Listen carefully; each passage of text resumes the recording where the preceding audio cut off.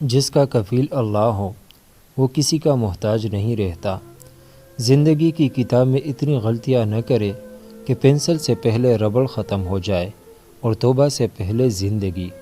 غربت انسان کو اپنے ہی شہر میں ایسے اجنبی بنا دیتی ہے کہ لوگ پہچاننے سے ہی انکار کر دیتے ہیں۔ خوش رہا کرے مگر خوش فہمی میں نہیں۔ پریشان ہونے سے کل کی مشکل دور نہیں ہو جاتی بلکہ اس سے آج کا سکون بھی چلا جاتا ہے۔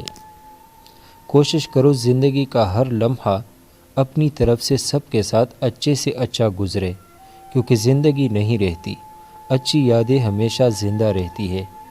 آپ اس رائے کے ذمہ دار نہیں جو لوگ آپ کے بارے میں قائم کرتے ہیں، مگر اس رویے کے ذمہ دار ضرور ہے جس کی بنا پر یہ رائے قائم کی جاتی ہے۔ کسی کو حقیر اور کمزور نہ سمجھو، کیونکہ راستے میں چھوٹا سا پتھر بھی آپ کو منہ کے بل گرا سکتا ہے۔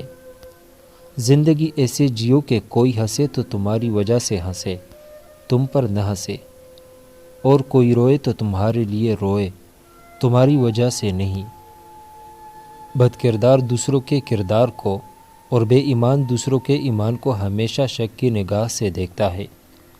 انسان تب سمجھدار نہیں ہوتا جب وہ بڑی بڑی باتیں کرنے لگے، بلکہ تب سمجھدار ہوتا ہے جب وہ چھوٹی چھوٹی باتیں سمجھنے لگتا ہے۔ کوشش کرو کہ تم دنیا میں رہو، دنیا تم میں نہ رہے، کیونکہ کشتی جب تک پانی میں رہتی ہے خوب تیرتی ہے، لیکن جب پانی کشتی میں آ جاتا ہے تو وہ ڈوب جاتی ہے۔ اگر ایک ہارا ہوا انسان ہارنے کے بعد بھی مسکرا دے تو جیتنے والا اپنی جیت کی خوشی کھو دیتا ہے۔ نئی بنیادیں وہی لوگ رکھ سکتے ہیں جو اس راز سے واقف ہو کہ پرانی بنیادیں کیوں بیٹھ گئی تھی۔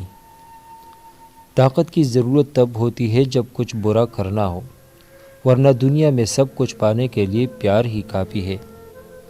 سب سے بڑا جاہل وہ شخص ہے جو اپنی پوری زندگی میں اس بات کو نہ جان سکا کہ اس کی دنیا میں آمد کا مقصد کیا ہے۔